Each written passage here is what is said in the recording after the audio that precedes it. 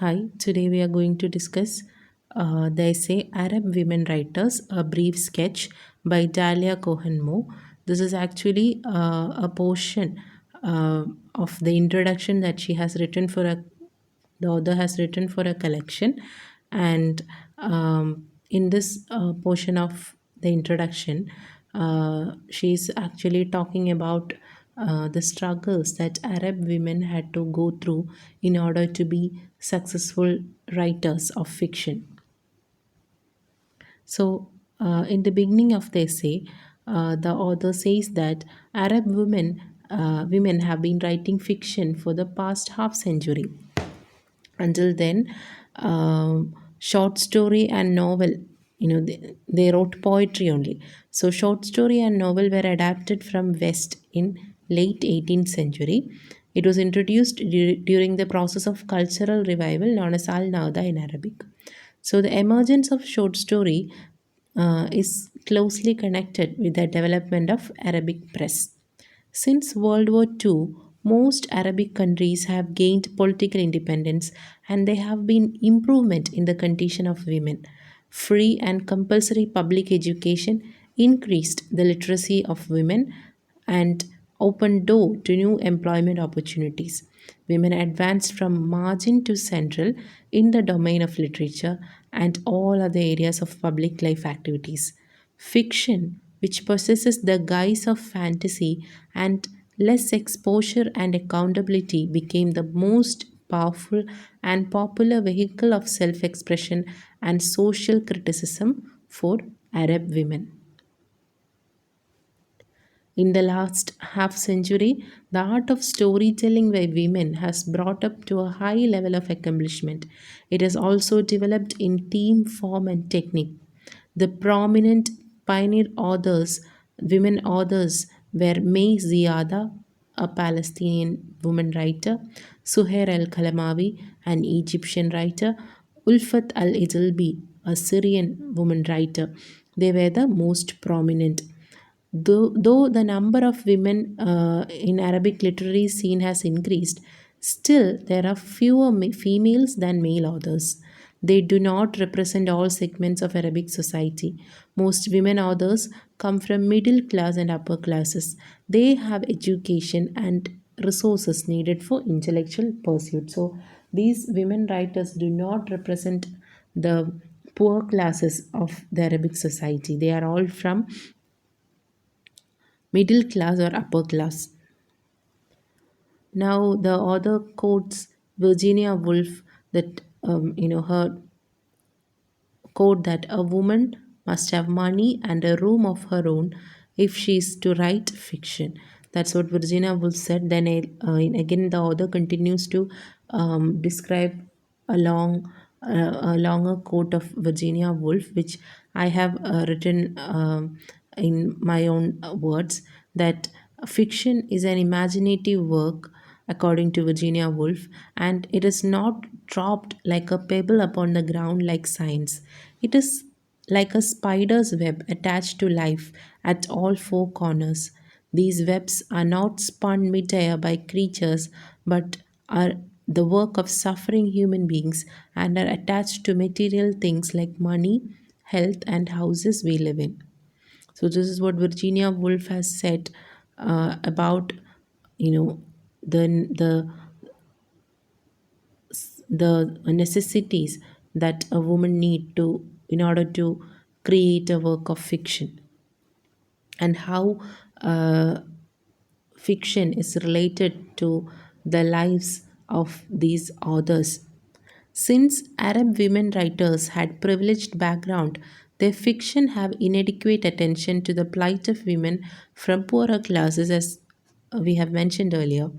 Only very few women can devote themselves entirely to their writing because of family obligations, full-time jobs, financial pressures, etc. So they had to cross all these things in order to write and publish a work. Writing of fiction cannot be considered a profession in Arab world for both males and females. Even Naguib Mahfouz, who was the Nobel Prize laureate, had to work as a civil servant in Egypt's Ministry of Culture until retirement. So they had to have a dual career. They had to have another career uh, along with writing. Nawal al Sadawi. So these are the women authors, women writers who had this dual career. Nawal al Sadawi had to work as a physician and a writer. Radwa Ashur, Suhair al Kalamawi, and Latifa al Zayed worked as university professors. Alia Mamdoud and Fauzia Rashid, Mona Ragab, Fadila al Farouk, Hadia Said. They all works as journalists and as well as writers too. And Ramzia Abbas al Iriani worked as a career diplomat. So they conducted their literary activities alongside their duties as wives, mothers, and working women. Now, the author says that economic freedom, even though they are rich, it does not entail intellectual freedom because Arab women had to face many oppositions from, in order to publish and acquire readership, they had to, undergo censorships and all. So now the author explains the struggles that some of the women writers had go through because of publishing their works. So Nawal al-Sadawi published her first work of non-fiction, Women and Sex, in Beirut in 1972, and the book deals with taboos surrounding female sexuality, including virginity, circumcision, and crimes of honor. It caused an uproar, and he was dismissed from her post as Egypt's Director General of Health Education. This book and her other books, which were provocative, were banned in several Arab countries. Now, the author talks about Leila Balabaki of Lebanon, uh, another woman writer who published a collection of short stories, A Spaceship of Tenderness to the Moon, in Beirut in 1963. She was led to trial on charges of obscenity and endangering public morality. She stopped publishing works of fiction from then onwards. Now, Suhair Al-Tal of Jordan published her short story The Gallows in 1987 in Amman and went through a traumatic experience. Her surrealistic depiction of a public execution in which the hangman's nose was portrayed as a huge phallus landed her in court on a charge of offending public sensibilities. After a long and bitter trial, she was convicted, fined, and sentenced to short imprisonment. Now, Zabia Khamis, another woman writer of UAE, was arrested in Abu Dhabi and jailed for 5 months without trial as punishment for writing allegedly transgressive poetry. So these were some of the women writers who had to face struggles due to extreme censorship. Now, besides censorship, the oppositions from the families were also faced by all these women writers. Now, he's talking about two women writers, Alifa Rifat, who was discouraged from writing by her father and then by her husband, who threatened her with divorce. Only after her husband's death that she could write freely. Then Nawal al Sadawi chose to divorce two husbands who were hostile to her literary activities. Now, the author says that the attitudes of the family members played a vital role in shaping a woman's writing career because without their support, the Arab women could not write and publish any piece of work. So, uh, the author says that the writer and critic Yusuf al Sharuni cites that man still asserts that the home, not external society, is a woman's domain. In his introduction to the 1002nd Night, 1002nd Night, which was the first anthology of short stories by Egyptian women, and this shows the mentality of men during in Arab countries. about women writing and publishing and coming forward into the public domain. Now, Fatima Mernisi, who was a woman writer, she gives another explanation. In her work, Doing Daily Battle, she writes about her experiences uh, as a Moroccan woman who uses writing and analysis, two tools that are exclusively male in our culture, and let no one tell me that in our heritage there always been women scholars. She humorously states that men uses some terrorist tactics to stop from expressing herself, and he identifies the two main tactics of men. They say that what you are saying is an important idea which is not from our heritage, and what you are saying is not representative. These were some of the tactics that men used to monopolize the symbolic values of of her society, and to stop her from expressing herself. Now she comes to a conclusion that the relation between the sexes are always inextricably and unconditionally linked to class relations. Then the author goes on to say that the Arab women writers had to assert themselves in male dominated arena, from audience to publishers to critics to literary tradition. So in all sections or all spheres, they had to face obstacles in order to publish their works. So the Egyptian author Salwa Bakr acknowledge, acknowledges the formidable task faced by an Arab woman writer. In a society in which most individuals are illiterate, which is conservative in nature, and whose values are static and does not respect women in the first place, it is a heavy uh, tax on women. All this makes writing seem like the task of Sisyphus, particularly if the writer stops to think for whom she is writing. So it was extremely hard for a woman writer, because the society in that particular society, most individuals were illiterate and conservative, and in the first place, they most of them does not even respect women. That's what Salwa Bakr says. She's an Egyptian author.